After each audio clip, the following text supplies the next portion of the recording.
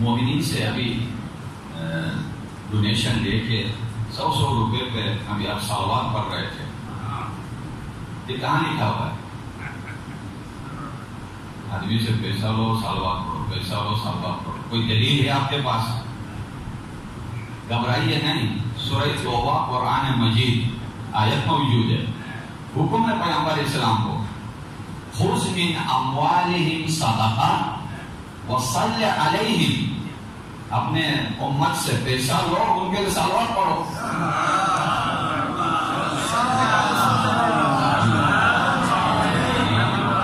یہ جو آپ کر رہے ہیں یہ قرآنی دلیل ہے.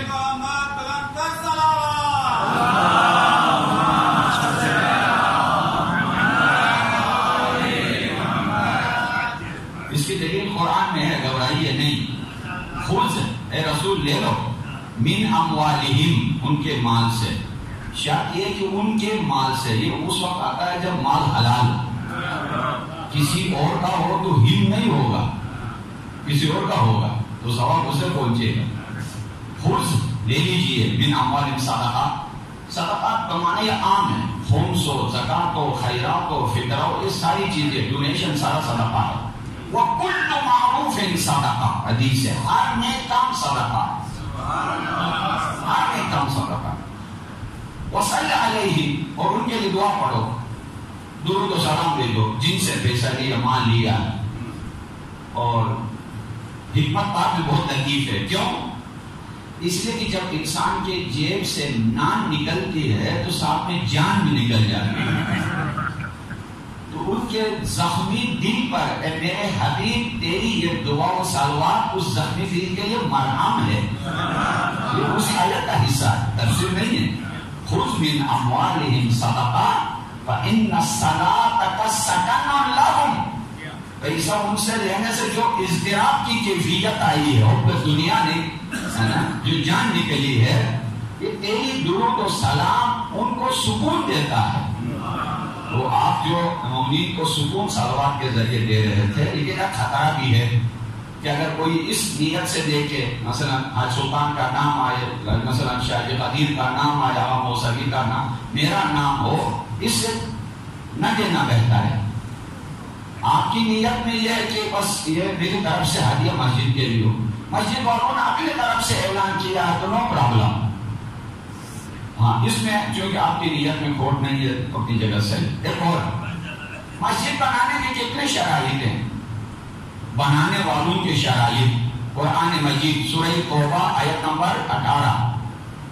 علامہ صاحب سے اجازت لیں. انما، اونلی، ہاں اس انما کے ذوق سے آپ آشنا ہیں، ذوق ادب سے، صرف اور صرف یامر مساجد اللہ، اللہ کے گھر کو تعمیر کرنے والے 5 شرائط. من آمن باللہ، منافق نہ ہو، مومن ہو، پہلی شرط. وبالیوم الآخر، جو بھی کر رہا ہو آخرت پہ چھوڑ دیتا ہو، ایمان آخرت پہ ہے. واقام الصلاۃ، مسجد بنائے، خود پہلی لائن میں کھڑا ہو جائے، غائب نہ ہو جائے. بانی مسجد نمازی ہو، تیسری شرط. وآت الزکات، صرف چندہ نئے لوگوں سے خود پہلے دے دے، چوتھی شرط. ولم یخش الا اللہ، نہ ٹرسٹی سے، نہ پولیس سے، نہ صدر سے، نہ حکومت سے، کسی سے خوف نہ کرے سوائے اللہ سے. ولم یخش الا اللہ، یہ 5 شرائط ہیں. یہ یاد رکھیے گا، شرائط بانی مسجد قرآن مجید میں سورہ توبہ آیت نمبر 18 ایک ایک کر کے گنیے اور بچوں کو یاد کرا دیجیے. صلوات بلند آواز سے پڑھیے.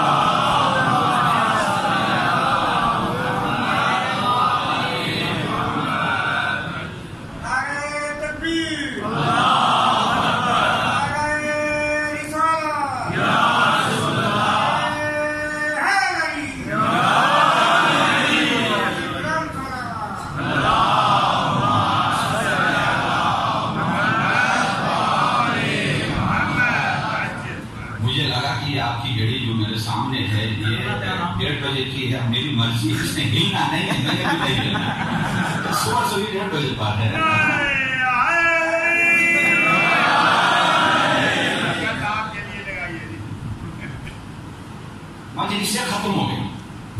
نکل گئے. عاشورہ و عاشورہ سارا کھاتا. کچھ دنوں کے بعد فرش اعضا بھی سمیٹ لیے جائیں گے. خطیب اپنے گلے کی مرہم پٹی کرتے ہوئے اگلے سال کی تیاری شروع کریں گے. بانیہ نے جو خرچہ کیا ہے وہ دعا و درود کے ذریعے اللہ سے اس کی برکت مانگی. یہ سارا کاروان پروسیس عطاداری کی ختم ہو گیا. اس مزرعے عقیدت سے کیا ہم نے فصلیں چن لیا ہے؟ اس زرخیز الہی کھیتی سے جس کی آبیاری آل محمد کے خون سے ہوئی تھی، اس سے ہم نے اپنی زندگی کے لیے کیا حاصل کیا؟ آپ جس سے بھی پوچھیں گے کہاں جا رہے ہو مجلس، کیوں؟ کہاں جا رہے ہو جلوس، کیوں؟ امام حسین کی مجلس. آخر امام نے کیا کیا؟ حق کو بچایا، حق کی حفاظت کی ہے، حق کا پرچم اٹھایا ہے، دین حق لوگوں تک پہنچایا. تو کوئی کہنے والے کہے گا وہ حق کدھر ہے؟ آپ کے گھر میں ہے، آپ کی زندگی میں ہے، آپ کی سوچ میں ہے، آپ کے فائنینشل لائف میں وہ حق ہے، آپ کے بچوں کی تربیت میں وہ حق ہے، آپ کے مصلی یا نماز پر وہ حق ہے، آپ کی جب اذان کا وقت آتا ہے تو وہ حق نظر آتا ہے، ہاں شادی حال میں وہ حق ہے. کدھر ہے وہ حق؟ پوچھنے والا پوچھ سکتا ہے کہاں ہے. ایک دوسرا، جس حق کو امام نے بچایا ہے، قرآن مجید نے کس کس چیز کو حق کہا ہے تاکہ یہ فکر اور یہ گفتگو بلندی کی طرف جائے. قرآن میں توحید حق ہے، بِأَنَّ اللَّهَ هُوَ الْحَقُّ. ہاں پہلا نقطہ اللہ حق. ایک کرتی یاد رکھیے گا. اللہ حق، بِأَنَّ اللَّهَ هُوَ الْحَقُّ. ایک رسالت حق ہے، اِنَّا أَرْسَلْنَاكَ بِالْحَقِّ بَشِيرًا وَنَذِيرًا. ارسال رسول حق. هو الذي ارسل رسوله بالهدى ودين الحق. ہدایت اور ارسال رسول حق. تین، نزول وحی حق ہے، بالحق انزلناه وبالحق نزل. حق کے ساتھ ہم نے نازل کیا ہے اور حق کے ساتھ یہ نازل ہو گئے. 4 5 اللہ کا فیصلہ اور قضاء الہی حق. ان اللہ یقضی بالحق. 6 میزان قیامت حق. سورہ اعراف آیت نمبر 7. والوزن یومئذ الحق. میزان حق. علی مع الحق. پورا آل محمد حق. الحق منکم وفیکم والیکم. زیارت جامعہ. امام نے حق بچایا ہے، لطف آئے گا، کچھ لے کے جائیے گا. حق کی حفاظت کی ہے. ٹھیک، وہ حق کیا کیا ہے؟ آیات الہی کی چھاؤں میں توحید حق، رسالت حق، امامت حق، فیصلہ حق، وحی حق، قرآن حق، مکتب حق، اسلام حق، عقیدہ حق، کلمہ حق، امام حق، راہ حق، کلام حق. حق میں حق کی چھاؤں، کہکشان حق، پورا آپ کے عقیدے کے افق کے اوپر. ٹھیک، بچایا اس وقت جاتا ہے جب خطرے سے دو چار ہو. اب تصویر کربلا سامنے آ رہی ہے. مثلا آپ نے اپنی نسل کو بچایا تو بچانے کی ضرورت وہاں پڑے گی جب تباہی کے دائرے پہ ہو. فصل کی حفاظت، باغ کی حفاظت، پراپرٹی کی حفاظت، حیوانات کی حفاظت، ہر چیز کی حفاظت کی نوعیت الگ ہوتی ہے. سبزی منڈی میں جو نعمت ہے اللہ کی، اس کی حفاظت کا طریقہ اور ہے، اور جیولرس کی دکان میں اس کی حفاظت کا طریقہ اور ہے. اہل ایمان کی حفاظت کا طریقہ اور ہے. حفاظت کی طرف وہاں محتاج ہے جب خطرہ ہو، جب تباہی ہو، جب مشکل پیش آئے. مولا نے حق کو بچایا. حق توحید، حق رسالت، حق امامت، حق قرآن، حق امام، حق نماز، حق عقیدہ. بچایا حسین نے، اور بچایا اس وقت جاتا ہے جب تباہی اور خطرے کا وقت ہو تو خطرے سے دو چار یزیدیت کی وجہ سے ہوا تھا، تو بس یزیدیت توحید کا دشمن، رسالت کا دشمن، وحی کا دشمن، ایمان کا دشمن، اسلام کا دشمن، امامت کا دشمن. بے شک بے شک.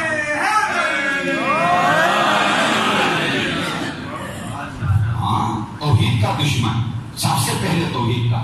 لعبت ہاشم بالملک فلا خبر جاء ولا وحی نزل. بنی ہاشم نے کھیل کھیلا، نہ خبر نہ وحی. عجیب نہیں ہے ایسے لوگوں کو کہیں کہ مثلا خلیفۃ اللہ، خلیفۃ المسلمین، یا اس سے پیدا ہونے سے مرنا بہتر ہے. ایسا پیدا اسلام ایسا بھی کمزور نہیں بھیجا اللہ نے، انسان کو بھی ایسا کمزور پیدا نہیں کیا. جنگ حسین اور یزید کی لا اور الا کی جنگ تھی، ہاں اور نہ کی جنگ تھی. ادھر کہا لعبت ہاشم بالملک فلا خبر جاء ولا وحی نزل. ادھر سے آواز آ گئی یا رب انت مولاہ،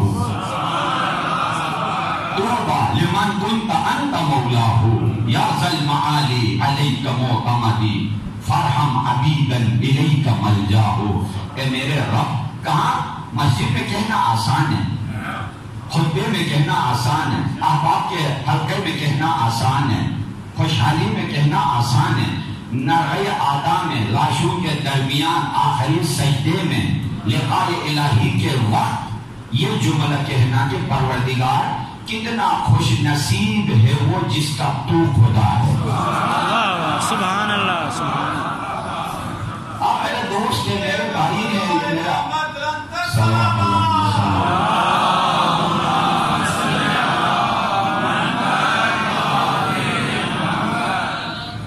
یہاں آج عوادی صاحب کا صابری صاحب اس طرح گفتگو کریں کوئی کمال نہیں ہے.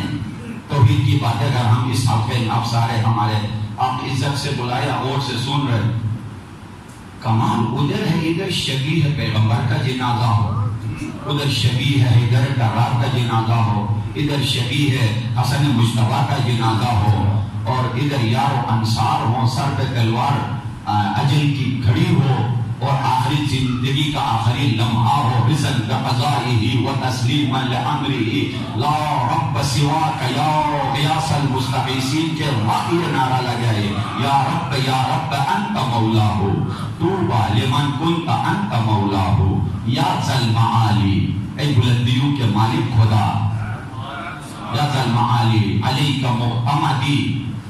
دنیا کے کسی چیز پر میرا اعتماد نہیں ہے سوائے تجھے اور تیرے اوپر میرا. اس فکر کی بلندی نے حسین کو حسین بنایا. توحید ہے توحید ہے. زینب کبریٰ سلام اللہ علیہا نے جو فرمایا اللہم صلی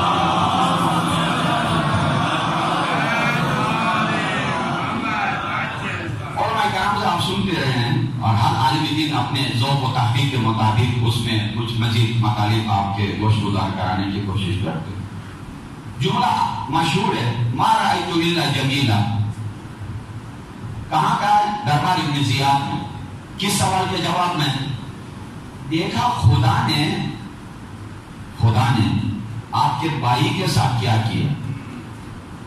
وہی شیطان کا کام ہے جو گمراہ لوگوں کو کر کے FIR خدا کے خلاف کرتا تھا.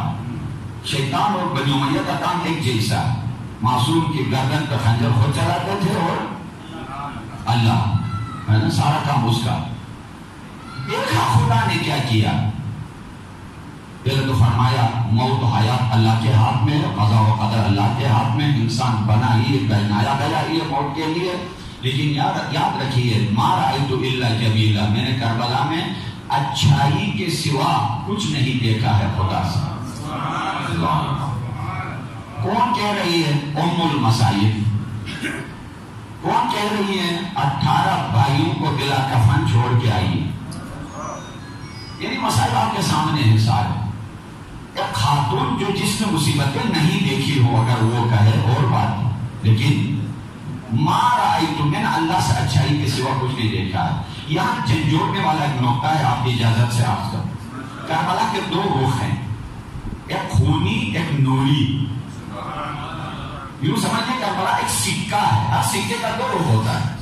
ایک طرف ایک مہر لگی ہے، دوسری طرف دوسری. کربلا بھی اسی طرح ایک سکہ ہے، ایک خونی رنگ ہے اور دوسرا نوری پہلو ہے. خطیبوں کو، ذاکرین کو، بانیان کو، نوخانوں کو، سب کو وہ تاریخ رخ نظر آتا ہے جس میں قتل ہو، لاش ہو، بے وفائی ہو، کمانچے ہو، پیاس ہو، خیموں کا جلنا، دربار حاضری. 99% انسانیت کو، عزاداروں کو وہ پہلو نظر آتا ہے. صرف علی کی بیٹی کو وہ دوسرا نوری پہلو نظر آیا، کربلا کا دوسرا وہ نظر آیا. ادھر تو وہ نظر ہی نہیں کرنی ہے جس پر ہماری ساری زندگی بیت جاتی ہے. میں نے اچھائی کے سوا کچھ نہیں دیکھا. اللہ، یہ دیکھیے اعتماد، یہ توحید آل محمد، یہ اعتماد. جس چیز نے آج تک کربلا کو زندہ رکھا ہے اور نو انسانی کے دلوں پر کربلا کی حکومت ہے، وہ یہ چیزیں ہیں. اے فرزند علی، اے فرزند زہرا، تیری مصیبت پر پوری کائنات روتی ہے، ہم خون کے آنسو روئیں گے. وہ آپ اس کو ملاحظہ نہیں فرما رہے. کسی جنازے کا تذکرہ نہیں، کسی قتل کا نہیں. میں نے اللہ سے اچھائی دیکھی ہے. کیوں؟ اگر کربلا میں مولا حسین بچنے کے لیے جاتے اور شہید ہوتے تو کہہ دیتے کہ ہم ہار گئے. نہیں، خود کو بچانے نہیں گئے تھے، دین کو بچانے گئے تھے. اس مقصد میں جب کامیابی ہوئی تو دیکھا اس کی نسبت اللہ کی طرف دی. وہ کیا؟ وہ توجہ کیا نظر آیا علی کی بیٹی کو؟ سر کٹ کے بھی قرآن سے رشتہ نہ کرنا کربلا، بازو کٹ کے بھی عزت کا علم سرفراز رہنا کربلا. پیاس سے تشنا اور پیاسا خوراک سے ہو کے بھی ساتھی کوثر رہنا کربلا.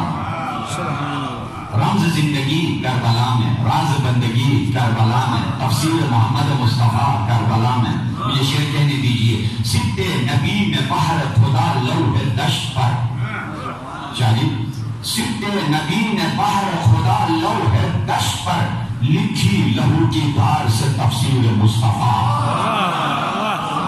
سبحان اللہ. لکھی لہو کی دھار سے تفسیر مصطفیٰ. 1.25 لاکھ انبیاء کا فلسفہ بعثت کربلا میں، 1.25 لاکھ انبیاء کا فلسفہ بعثت کربلا میں.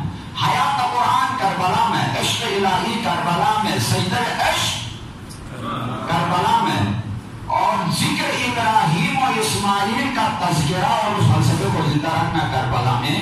علی کی بیٹی کو اسی خاطر لے گئے تھے سید الشہداء، اسی خاطر. یہ ساری چیزیں کربلا میں ہے، موت آنے جانے والی چیز ہے. کہ میں نے اللہ سے اچھائیاں دیکھی ہیں. جس مقصد کے خاطر ہم کربلا میں گئے تھے، نہیں وہ نہیں، جس مقصد کے خاطر یہ کائنات بنی ہے، جس مقصد کے خاطر 1.25 لاکھ انبیاء آئے ہیں، جس مقصد کے خاطر جنت و جہنم اللہ نے بنائی ہے، وہ سارا ہم نے کربلا میں دیکھا ہے. سب آپ لیجیے بلند آواز سے.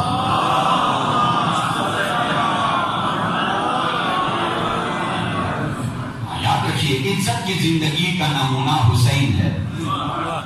عرش علا و خلد کا زینہ حسین ہے. انگشتری جہاں ہے نگینہ حسین ہے. بحر علوم حق کا سفینہ حسین ہے. سفینہ تو نجات حدیث کا حصہ. بحر علوم حق کا سفینہ حسین ہے. جن و ملک بشر پہ سرفراز ہے حسین.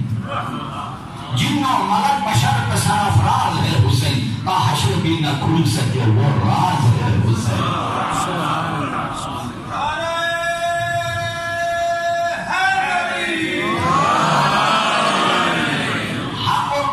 کیا نسبت ہے؟ 270 یا 40 مرتبہ حق کا لفظ آیا قرآن مجید میں، 30 مرتبہ صرف باطل کا لفظ آیا. حق اور باطل کی نسبت اگر دیکھنا چاہیں تو سمندر حق اور اس کے اوپر ابھرا ہوا بلبلا باطل. سمندر تو ہلنا نہیں ہے. جو بلبلے ابھرتے ہیں ان کی زندگی سیکنڈوں کی ہوتی ہے. باطل اسی طرح، یعنی معاشرتی دنیاوی مثال اگر لینا چاہیں تو بس حق و باطل کی مثال سمندر اور اس کے اوپر ابلنے والے وہ بلبلے ہیں. وہ بلبلے کبھی یزید کی صورت میں، کبھی ان کے خاندان کی صورت میں، کبھی نمرود کی صورت میں، کبھی امریکہ اور اسرائیل اور آل یہود آل سعود کی صورت میں وہ بلبلے باطل کے، کبھی ریال کی صورت میں، کبھی کبھی ڈالروں کی صورت میں، کبھی داعش کی صورت میں، کبھی طالبان کی صورت میں، ادھر ادھر ادھر مٹ گئے، ادھر ادھر ادھر مٹ گئے، لیکن حقیقت ابدی ہے مقام شبیری۔ قاتل کو ایک حباب بنایا حسین نے، پتھر کو لال ناک بنایا حسین نے، پتھر کو لال ناک بنایا حسین نے، قطرے کو بحر آب بنایا حسین نے، ذرے کو آفتاب بنایا حسین نے، سوئی ہوئی جہاں کو جگا کر گئے حسین، آب حیات پی کے پلا کر گئے حسین۔ سبق پہ لیجیے بلند آواز۔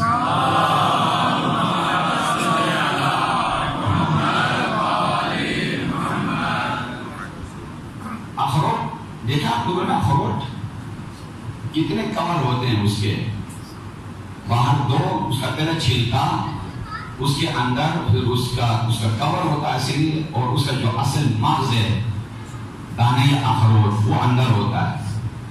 دین، نماز، حسینیت، عزاداری، کلمہ، یہ سب اس اخروٹ کی طرح۔ کچھ افراد کو باہر کا چھلکا نظر آتا ہے، اندر کے دو چھلکے نظر نہیں آتے۔ بہت کوئی شق القمر کرے تو دوسرا چھلکا نظر آتا ہے، اصل مغز پھر بھی نظر نہیں آتا۔ اصل مغز دین کو دیکھنے کے لیے سر کی آنکھیں نہیں، دل کی نگاہیں چاہیے، دل کی نگاہیں چاہیے کہ عزاداری اس اخروٹ کی طرح کہ کچھ کے لیے بس یہی جلسہ، یہ جلوس، یہ ماتم، یہ عزاداری اور یہ گھر کے اوپر علم اور کالے کپڑے یہی کافی ہے، بس گزر گئے تو گزر گئے، ایسا نہیں ہے۔ عزاداری ایک حقیقت کا نام، جیسا شب عاشور، اب معذرت کے ساتھ عرض کروں، انشاءاللہ آپ میں اس سے نہیں ہوں، شب عاشور نزدیک سحر شبیہ آذان علی اکبر۔ اب یہ رواج ہے نا ہر شہر میں، ہر مجلس میں، اور بہت زور و شور کے ساتھ، اور ماشاءاللہ پرستاری ایک عروج پہ ہوتی ہے وہاں، کیوں؟ شبیہ۔ کیا سید الشہداء علیہ السلام حضرت علی اکبر کو صرف آذان کے لیے لے گئے تھے کربلا؟ نماز علی اکبر کی تھی گئی؟ یہ ہمیں صرف باہر والا کور نظر آتا ہے، اندر مغز تک نہیں پہنچے ہیں۔ اگر اندر پہنچ چکے ہوتے تو جہاں شبیہ آذان علی اکبر ہے وہاں شبیہ رکوع علی اکبر بھی ہمارے درمیان، وہاں شبیہ سجدہ علی اکبر، شبیہ قیام علی اکبر، شبیہ تکبیر علی اکبر، شبیہ تسبیح علی اکبر۔ اصل بات یہ ہے، آذان تو مقدمہ عبادت ہے، آذان اصل عبادت نہیں ہے، اعلان عبادت ہے۔ تو کیا حضرت علی اکبر میری اور آپ کی طرح آذان دے کے خیمے میں سو گئے تھے؟ یہ میرا پیغام ہے آج کے بعد انشاءاللہ کسی کو یا تو آذان ہی نہ دو۔ آذان میں کیا؟ حی علی الصلاۃ، حی علی الفلاح، حی علی خیر العمل۔ کیا ہے وہ خیر العمل؟ کیا ہے وہ وضو پہ نہیں تھے، وہ پانی نہیں تھا، وہ خیر العمل نہیں کا ہونا۔ آذان خیر العمل نہیں ہے، حی آ جاؤ خیر العمل وہ کیا ہے؟ نہیں ہے، یہ اپنے ساتھ مزاح نہیں ہے، یہ آزادی کو کھلونا بنانا نہیں ہے۔ جہاں شبیہ آذان علی اکبر وہی شبیہ نماز علی اکبر، شبیہ عبادت علی اکبر، شبیہ صبر علی اکبر، شبیہ قیام علی اکبر، شبیہ اخلاق علی اکبر۔ ایک کائنات ہے علی اکبر، کیا ایک کائنات ہے؟ وہ فرحت ابا، یہ شعر میرا نہیں ہے، وہ فرحت ابا صاحب ہیں لاہور کے، ان کا شعر، انہوں نے ان کو محمد سمجھ کے مارا اسے، اگرچہ ان کو پتا تھا پسر حسین کا ہے۔ دشمن کو پتا تھا کہ ہم شبیہ پیغمبر کو مار رہے ہیں، دوستوں کو ابھی نہیں پتا ہے۔ لہذا ان چیزوں کا بڑا خیال رکھنا پڑے گا۔ یعنی آزادار بے نماز اصلا نہیں کہتا ہے آزادار ہے بے نماز، بے نماز آزادار نہیں ہے ایسا۔ اور ادھر سے ہمارے دوستوں کی طرف سے، واقعی میں دشمن کے یا دوست کے ہمارے برادران ہیں کہ ادھر میزائل آپ کے اوپر برسائے جا رہے ہیں، شیعہ کافر، شیعہ کافر. کیسے ہم ثابت کریں کہ ہم کافر نہیں ہیں؟ ہمارا کام مسلمانوں والا ہے. روز بروز ہماری ذمہ داریاں بڑھتی جاتی ہیں، روز بروز ذمہ داریاں ہماری بڑھتی جاتی ہیں. مولا علیہ السلام مطالبہ کیا کیا؟ توحید کو بچایا. ایک حق امامت کا، حق امامت کا مطالبہ. امامت حق ہے ہمارا. یاد اور نقطے کو کھولو. پوری انسانیت کی زبان پر بالخصوص مسلمانوں کے ہاں یہ ذہن میں موجود ہے کہ امام نے یزید کی بیعت کیوں نہیں کی. تو کیا جواب لکھتے ہیں؟ یزید شرابی، یزید حرامی، یزید کبابی، یزید زانی، اس لیے بیعت نہیں کی. اگر یہ شراب و کباب والا یزید ہوتا تو ہر گھر میں یزید ہے، ہر شہر میں یزید، ہر محلے میں نہیں ہے. مسئلہ یہاں شراب کا نہیں تھا. شراب کا حرام ہونا، خنزیر کا حرام ہونا، کتوں سے کھیلنا دینا، یہ توجیہ المسائل کا مسئلہ ہے.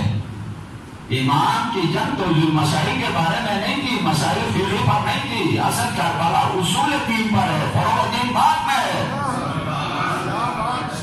ہاں مسئلے کو حل کرنا چاہتے.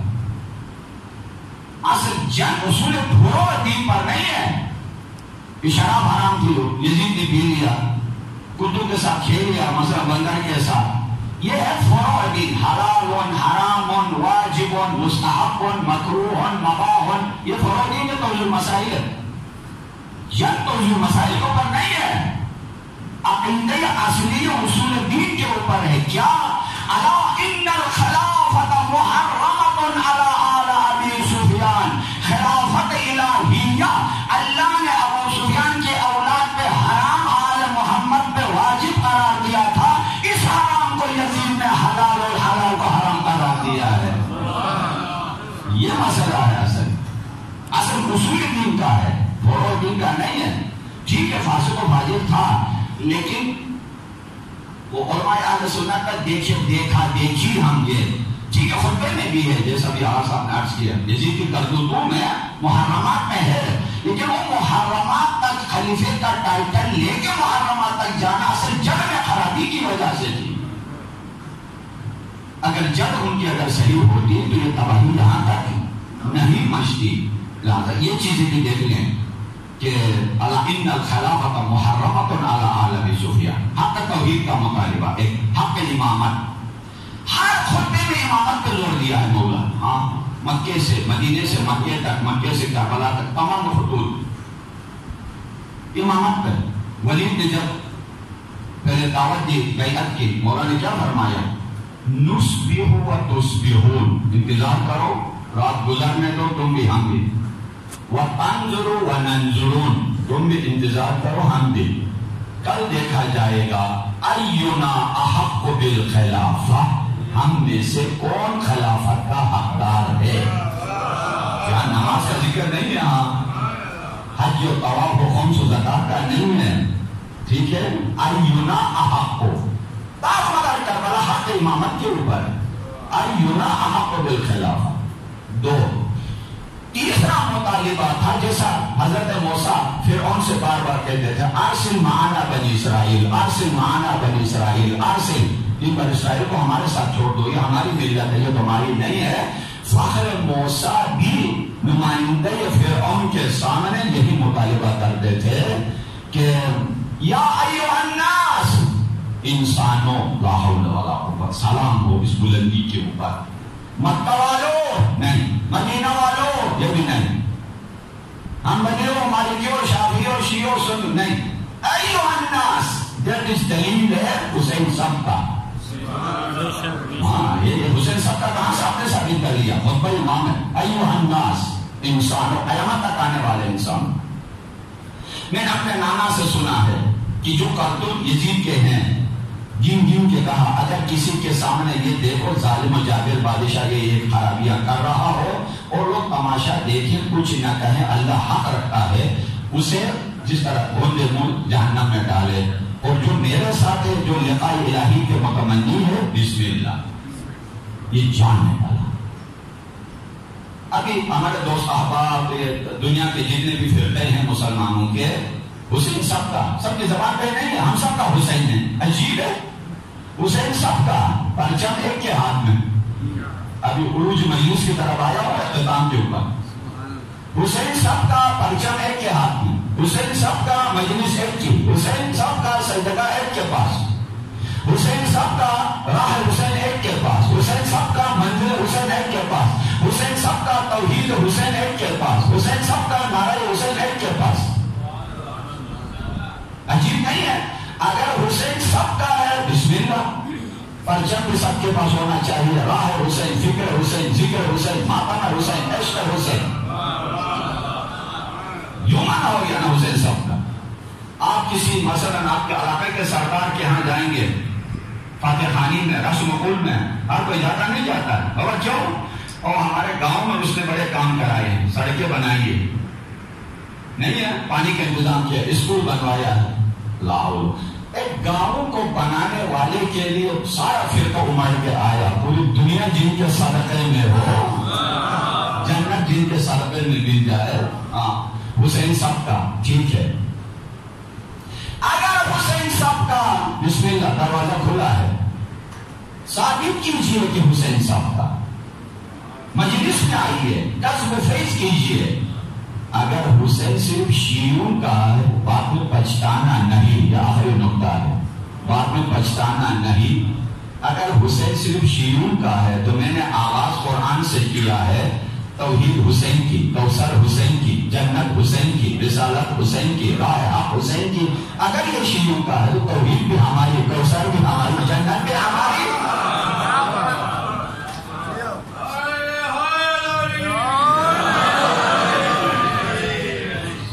یہ اور ہماری ماؤں نے اور ہمارے بزرگوں نے یہ ثابت کیا ہے کہ ہم واقعی حسینی ہیں. کیا؟ جب ہم اس دنیا میں آتے ہیں تو مائیں ہماری زبان پر خاک شفا رکھ کر, اور جب دنیا سے جاتے ہیں تو سرانے پہ خاک شفا رکھ کر دنیا والوں کو یہی بتاتے ہیں کہ پنگے نہ لو حسینیوں کے ساتھ, کہ ہماری زندگی کا پہلا قدم بھی حسینی ہے, آخری دم بھی حسینی ہے.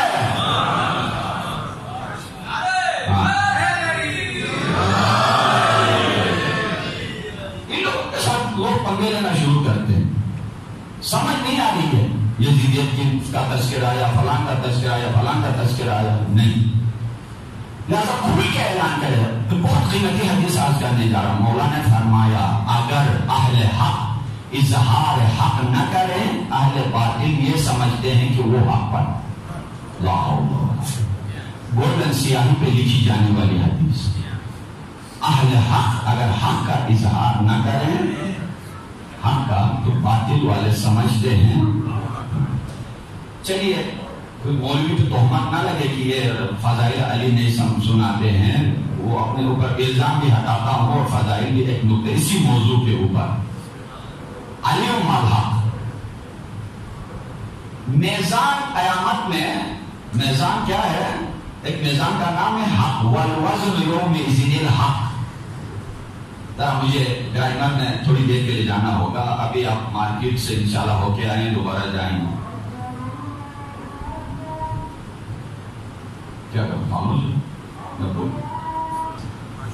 جس چیز کو تولا جاتا ہے عربی میں اسے کہتے ہیں موزون. وہ چیز جو تولی جاتی ہے موزون. جس چیز کے ساتھ تولا جاتا ہے اسے کہتے ہیں وزن. موزون صبح سے شام تک بدلتا رہتا ہے. ٹماٹر, پیاز, آلو, گوشت بھی, یہ موزون ہے, بدلتا گیا. جس پتھر کے ساتھ تولتے ہیں وہ اس میں ہلنا نہیں ہے, صبح سے شام تک ہے. بازار کی زبان میں قیامت میں انسان کو تولا جائے گا, فزیکلی باڈی نہیں. یہاں کے یہ ٹماٹر, آلو, پیاز, سبزی منڈی کے جو سامان ہے, وہاں کی منڈی میں, قیامت کی منڈی میں کیا ہے؟ انسان کا عقیدہ, عمل, اخلاق, کردار, سوچ, نیت. وہاں کے ٹماٹر, آلو, پیاز ہے. اس کو کس کے ساتھ تولا جائے گا؟ کہا حق کے ساتھ. حق کا پٹا پتھر وہ عقیدہ حق, ایمان حق, سوچ حق, راہ حق, ایمان حق تولا جائے گا. پروردگار وہ عالم ملکوت کا ہے فیصلہ, ہم عالم ملک میں ہے. تیاری یہاں سے کر کے جانا ہے. کیا معلوم کہ ہماری سوچ اور ہر چیز حق کے مطابق ہے یا نہیں؟ کوئی نمونہ اس دنیا میں ہے کہ یہ کچھ ایسا ہوگا؟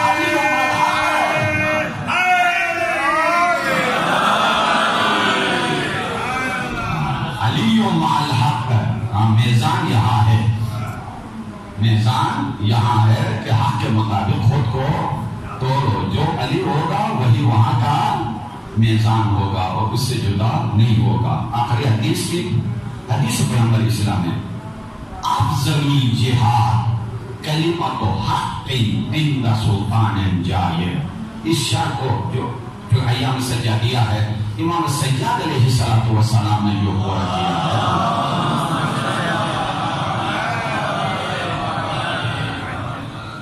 کلمہ افضل الجہاد، جہاد بالا ترین جہاد، کلمہ حق سلطان جائر اور سلطان ظالم کے مقابلے میں۔ اب میرے کو خطبہ نہیں سنانا ہے، ٹائم شاید نہیں، لیکن ایک فکر دے کے جا رہا ہوں۔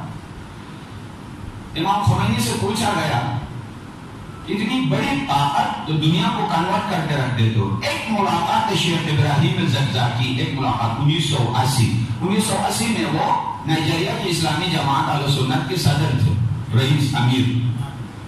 1980 میں ایک امام خمینی کی ملاقات نے ان کو کنورٹ کر دیا، آج کروڑوں اس نے در اہل بیت پہ جھکا دیا۔ اے امام، یہ طاقت کہاں سے لائے ہو؟ کہا ماں ہر چی داریم از محرم و سفر داریم۔ ایٹم بم سے نہیں، ایرانی پستا نہیں، گیس کے ذخیرے نہیں، تیل کے کنویں نہیں، کہاں سے؟ از محرم و سفر داریم۔ محرم سے مراد حسین اور سفر سے مراد زینب و سید الصحابی تھی۔ کیا کلمہ حق کہنا ہے دشمن کے سامنے، ڈٹ کے کہنا۔ آج پوری دنیا میں صرف شیعہ جو کلمہ حق کہتا ہے، تشیع کے علاوہ، یعنی جن کا مکتب غدیری، درس عاشورائی، فکر انتظاری، ان تین ڈگریوں کے ساتھ جو ہے وہ کلمہ حق کہہ سکتا ہے۔ ان تین یونیورسٹیوں سے ہٹ کر اگر کوئی کلمہ حق کہنے کا انتظار ہے تو یوں سمجھ لو جیسے کوئلے کے کان سے سونا ڈھونڈنا مشکل ہے۔ اسی طرح سونا سونے کے کان سے ملے گا، کوئلہ کوئلے کے کان سے ملے گا، کوئلے کے کان سے سونا ممکن نہیں ہے۔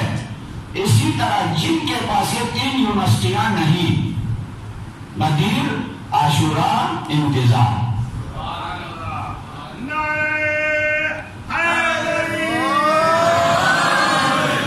دنیا کا بہادر ترین ہستی امام سجاد علیہ السلام، وہ ٹھیک ہے کہ ہم نے بیمار امام بنایا ہو لقب بیمار کے ساتھ، لیکن کیسی بیماری کہ درد و آلام و مصائب کی دوا ہے اسلام، درد و آلام و مصائب کی دوا ہے اسلام، خود ہی اسلام شفا پائے ایک بیمار کے ہاتھ۔ ایسے کلمہ کو حق جو کہا مولا نے، انشاءاللہ علماء کرام آپ کو سنائیں گے، اور دامن وقت میں گنجائش نہیں، اگر وہ شروع کرو تو پھر شام ہو جائے گی، لیکن آپ کے اذہان عالیہ میں کچھ چیزیں ہیں کہ کلمہ کو حق دنیا کی تمام طاقتوں سے سب، امیر المومنین سے زیادہ طاقتور امام سجاد۔ جگہ دیکھیے نا، موقعیت دیکھیے، جس طرح حضرت یوسف کو زنجیروں میں غلام بنا کے لے گئے کنویں سے مصر کی تقدیر کو تبدیل کرنے، وہی انداز امام سجاد علیہ السلام کا۔ یہ یاد رکھیے، یوسف کو کہ بادشاہ بنا کے نہیں لے گئے تھے نا، کیا زنجیروں میں بازار میں فروخت کرنے کے لیے غلام بنا کے لے گئے تھے، لیکن اللہ کا انتظام دیکھیے۔ وہی امام سجاد اور اہل شام کے ساتھ ہوا ہے کہ امام سجاد علیہ السلام 61 ہجری تک اہل شام نے اسلام کی اصل آواز نہیں سنی تھی، کاپی پہ گزارا کر رہے تھے۔ ان کی خوش نصیبی تھی کہ ایک حجت خدا کی زبان سے کلمہ حق سنا۔ مولا سے پوچھا گیا شام کے کن کن مصائب نے آپ کا دل خون کر دیا ہے؟ کام نے مصائب بھول نہیں سکتا، کربلا کا نہیں، شام کا۔ کون کون سے مصائب؟ صاحب سورنامہ محمد نے دیگر مقاتل نے جملہ لکھا ہے، کئی جملے لکھے ہیں۔ کچھ مسائل کا ایک ایک کر کے نام مولا نے لیا ہے، دل آدمی خون سے بھر جاتا ہے۔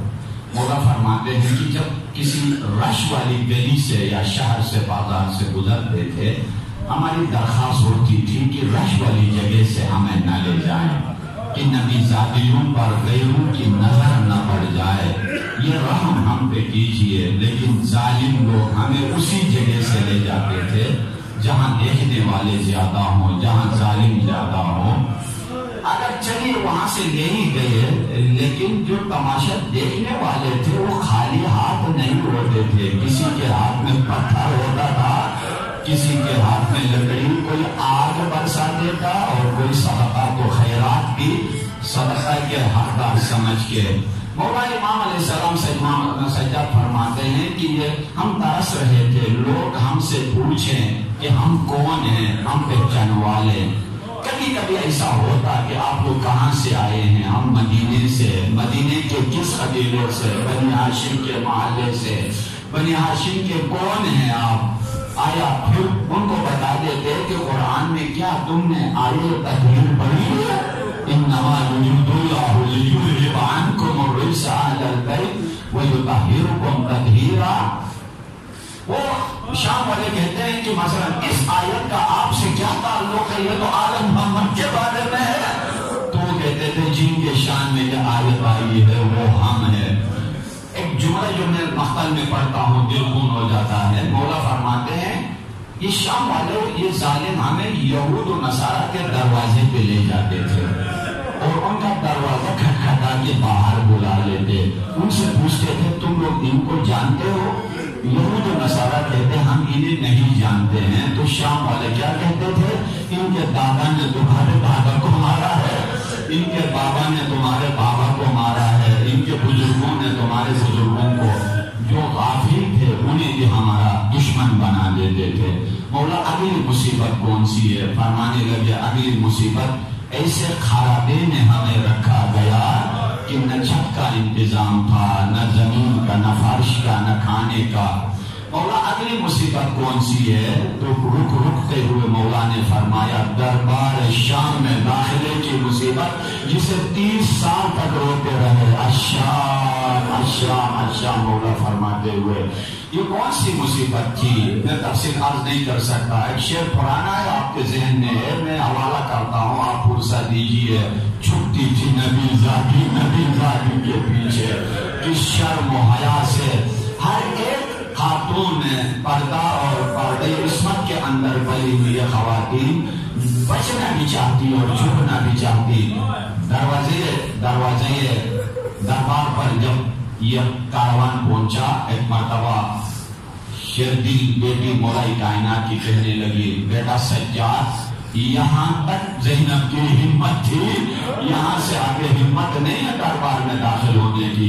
مولا سجاد نے فرمایا ذرا بابا کے سر اقدس کی طرف نظر ڈالیے کہ بابا کیا فرماتے۔ جب دیکھا چشم مبارک سے آنسو جاری ہے، شاید یہ فرمانا چاہتے ہوں گے بہن یہ آخری امتحان ہے، یہ آخری منزل ہے اور اس میں داخل ہونا ہے۔ داخل کا کیفیت دیکھ کر مولا سجاد بھی یہی فرماتے ہیں۔ اور یزید نے شمر کو اپنے پاس بلا کر ایک لعین نے دوسرے لعین سے پوچھا کن کو لے کے آئے ہو؟ کہا یہ آل محمد ہے، اولاد حسین ہے، یہ خاندان زہرا ہے۔ دوسرا سوال یزید کا یہ تھا کہ یہ جو چھوٹی بچی ہے آخر میں یہ کبھی بیٹھتی ہے کبھی کھڑی ہو جاتی ہے، اس کی وجہ کیا ہے؟ جملہ بڑا دردناک ہے لیکن فرصت دیجیے، ایام مصیبت ہے۔ تو یزید کے سوال پر شمر کہنے لگا کہ ہاں یزید ہم نے ان سب کو ایک رسی میں باندھا ہے، جو قد چھوٹی بچیاں ہیں ان کو تکلیف ہوتی ہے قد لمبی بچیوں سے۔ یہ منظر قیامت کا تھا، ہاتھ میں خیزران ہے اور سر اقدس سید الشہداء تش کے اندر ہے، اور ایسے حالت میں ہاتھ میں اس خیزران سے اشارہ کر کے یہ سوال پوچھتا ہے اے حسین کتنے پیارے دانت ہیں تمہارے۔ یہ مصیبت ذرا قابل تحمل بھی ہے، لیکن آل محمد کے لیے جو برداشت سے باہر جملہ ہے وہ یہ ہے کہ جام شراب ہاتھ میں لے کر بچی ہوئی شراب تش میں ڈالتے ہوئے یہی جملہ لگین کہتا ہے حسین یہ وہ شراب ہے جسے تیرے